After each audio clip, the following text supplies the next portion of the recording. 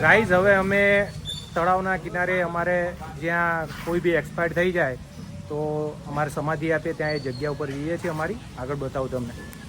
જો ગાઈઝ આ મારું સમાધિનું સ્થાન છે. અંદર આ ચોમાસાના તે ઝાડ ને બધું ઉગી ગયું છે. અંદર બહુ પૌરાણિક મહાદેવ બી છે અને અમારા વડવાઓએ જીવતા સમાધિ લીધેલી છે એ બી અંદર છે. જોઈ શકો છો ગામનું તળાવ ફૂલ પાણી ભરાઈ ગયેલું છે. એકદમ મસ્ત સુંદર નજારો જોઈ શકો છો. આ બાજુ પણ આ બાજુ ખેતરો છે. હવે અંદર જવાનો રસ્તો તો નથી. આ થાંભલા ઉપર ચાલીને જવાનું તો રિસ્ક છે તો પણ જઈએ છીએ અમે. ઓ ભાઈ થાંભલો પાડતા નહીં તમે. જો સુહાગભાઈ કૂદે છે. ગાઈસ મેં તો જેમ તેમ કરીને પાર કરી દીધું છે. સુનિલભાઈ જોઈએ હવે. હા પડતા નહીં ભાઈ. જોઈ શકો છો ગાઈસ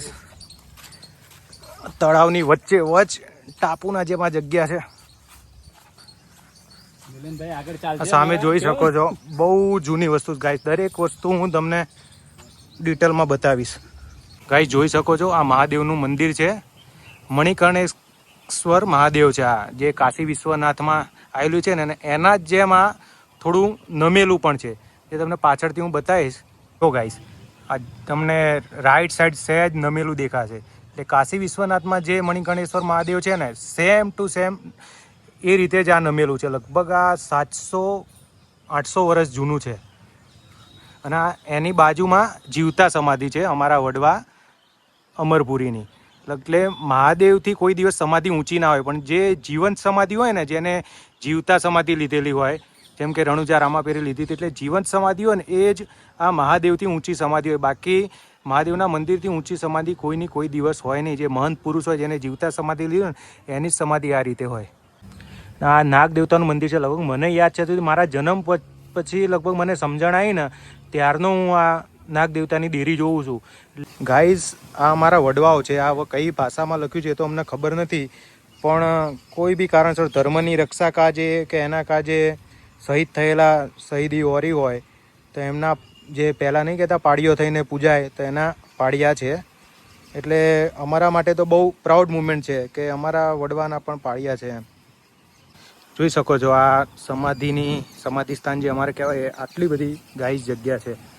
આ પાછળનો ભાગ છે જીવતા સમાધિનો. ચોમાસામાં તમને ખુલ્લું મેદાન બાકી ઘણી બધી જગ્યા છે. ઓછામાં ઓછી આમ 2-2.5 વીઘા જગ્યા ખાલી સમાધિની કહીએ ને તો પણ ચાલે ઠેક સુધી. જોઈ શકો છો તમે ગાઈસ. આ જે સમાધિની છે ને એ લેડીઝની છે.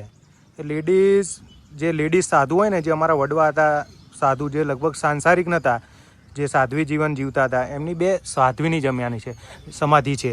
અને એની આગળ જે આ સાધ્વીની સમાધિ છે ને ત્યાં આગળ અંદર ખોદકામ કરેલું હતું.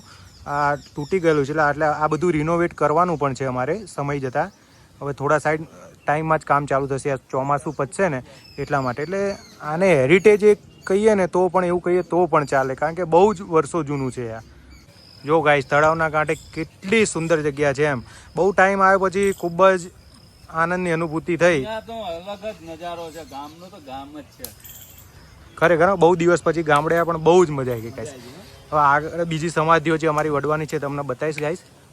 ગાઈસ આ જોઈ શકો છો તમે હનુમાનજીની મૂર્તિ. લગભગ આ પણ 700 વર્ષ એટલી જ જૂની છે. જેટલું મંદિર જૂનું છે એટલી જ હનુમાનજીની મૂર્તિ જૂની છે.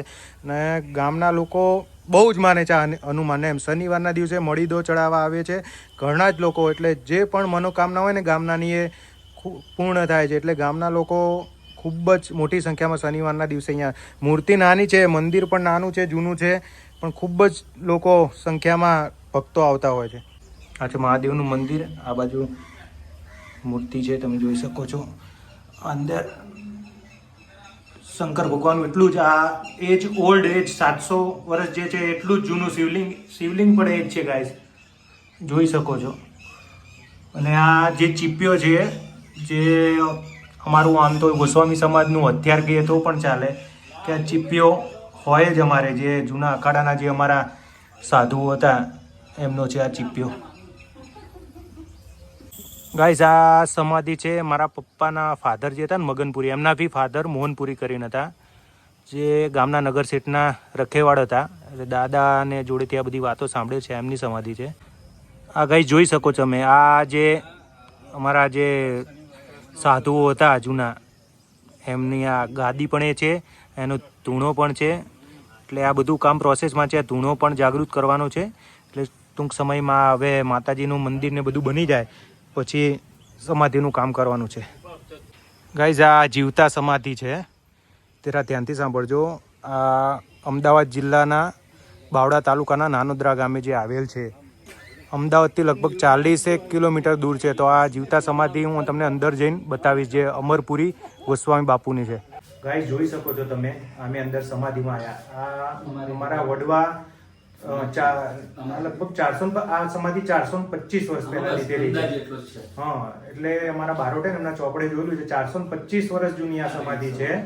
અને જીવતા લીધેલી છે. 3 જગ્યાએ ચમત્કાર આપ્યા. અહીંયા સમાધિ લીધા પછી પણ અમરપુરી બાપુ આના સિવાય બીજા બે ગામમાં, એક અંકેવાડિયા ગામ છે અને બીજું ખોડું ગામ છે, ત્યાં આગળ 3 જગ્યાએ જીવતા સમાધિ છે. 3 જગ્યાએ પરચા આપેલા.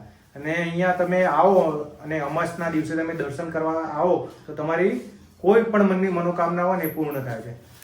આ પણ તમે જોઈ શકો છો, આ જીવતા સમાધિ સ્થાન છે. એની અંદર બીજી એક હનુમાનજીની મૂર્તિ છે અને સમાધિ બહુ જૂની છે. ગાઈસ વચમાં રિનોવેશન કરવાનું બહુ અમે ટ્રાય કર્યો, પણ એવું છે કે આ બહુ વડવાઓની જૂની જગ્યા છે, એટલે બધું આમાં કેવું કે જોઈને કરવું પડે રિનોવેશન. નહીં તો આના માટે બધી પ્રોસેસ હોય બધી એક જે અમારા જે હિન્દુ સમાજમાં હોય. એટલે વચમાં એમની રજા માગી હતી કે અમે કંઈ વ્યવસ્થિત કરીએ, પણ રજા મળી નથી. એટલે આ વખત બીજી વખત ટ્રાય કરવાના છે. જો એ મળી જાય તો અમે વ્યવસ્થિત આનું રિનોવેશન કરવાના છે, કારણ કે અમને પણ ઈચ્છે છે કે અમારી આ જૂની જગ્યાએ આવી રીતના કોઈને ખબર પણ ના રહે, નામશેષ થઈ જાય એવું અમે વિચારવા નથી માગતા. એટલે એમનો વિશ્વાસ છે કે દાદા જરૂર અમને રજા આપશે ને અમે થોડા ટાઈમમાં રિનોવેટ કરીશું. ગાઈસ આ જગ્યા અમારા પોતાના વડવાઓની જ છે, કે એવું કે કોઈ ગામના ભેગા થઈને મહાદેવ બનાવાયા હોય એવું કંઈ જ નથી. આ નાનોદરા ગોસ્વામી મઠની જ જગ્યા છે અને જાગીરીની જગ્યા છે. ગાઈસ આ જોઈ શકો છો, આ અમારા જે દાદા દાદી પરદાદા એ બધાની સમાધિ છે. અને સામે જે મેં હમણાં તમને પાછળથી મેં તમને જે 2 સાધ્વીની સમાધિ બતાવી હતી, એ આ સાધ્વીની સમાધિ છે. પણ ઉપર ગાઈસ મારા પપ્પાના ફાધરની એટલે મારા દાદાની સમાધિ છે, અને આ છે મારા બાની. એટલે આ સમાધિ રિનોવેટ કરવાની છે, આ બધું કરવાનું છે. રાજસ્થાની પથ્થરથી નવી બનાવવાની છે. આ ચોમાસું પૂરું થઈ જાય ને પછી. ગાઈસ તમને વ્લોગમાં ઘણી બધી મજા પણ આવી હશે. મેં ઘણા વર્ષો જૂનું મેં તમને બતાવ્યું બધું, જે હું એની રાઈટ સાઈડ પાછળની ભાગમાં આવી ગયેલો છું.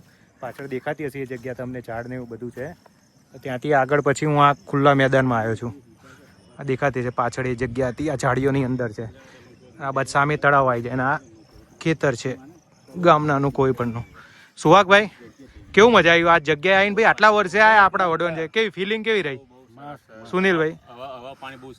હા તો ભાઈ આપણે હવે એવું થોડુંક વિચારીએ કે આપણી જ જગ્યા છે તો આપણે બધા, ચલો પપ્પા ને બધા તો ઠીક છે, પણ આપણે 3 ભાઈઓ ભેગા થઈને હવે આ સમાધિનું ને બધું થોડું વ્યવસ્થિત કરીએ, બરોબર? આપણું આ બધું પતી જાય ને પછી જોડે રહીને આનું જોડે રહીને આપણે બધા જ ભાઈઓ જોડે જે ફંડિંગ જે જોતું એ બધા સરખા ભાગે કાઢીને એને જે યથાશક્તિ હોય એ પ્રમાણે. આપણો દાદો જ છે ને, આપણે કરવું પડે એનું કામ.